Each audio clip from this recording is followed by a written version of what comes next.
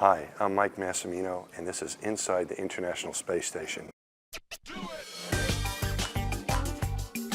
I'd never seen anything like it in space before. Effect of the green flash.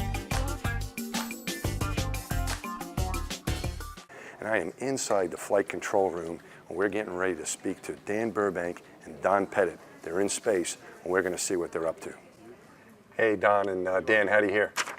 Hey, Mass, we got you loud and clear. Comet Lovejoy, and we want to ask you about that.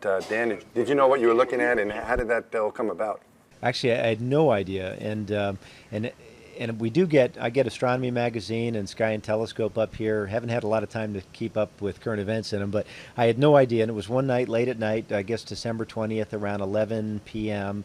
And I was in the cupola watching some storms and lightning at night, just north of Australia. And the sun was about ready to come up, and right where the sun would be coming up, there was this vivid greenish white line projecting perpendicular from the horizon straight up as far as I could see, and I had no idea. Very, very bright. And it wasn't until the next day that we'd heard it was a comet. So what did you think it was, Dan? You had absolutely no idea? Did you think you saw something?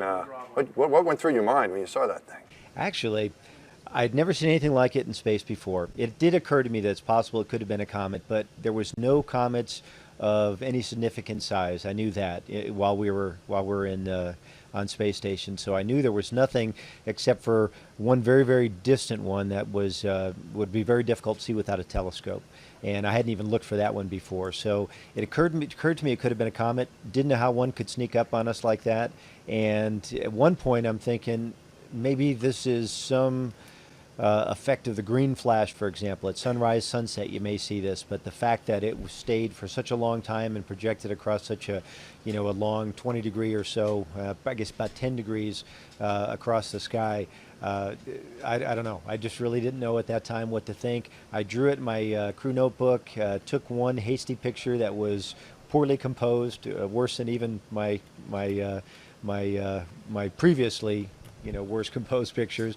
And it was the next day that we actually had some opportunity to take some shots and spend some time. And by the next morning, we had heard from our scientists exactly what it was. Well, we really enjoyed the photos you sent down. It was just spectacular.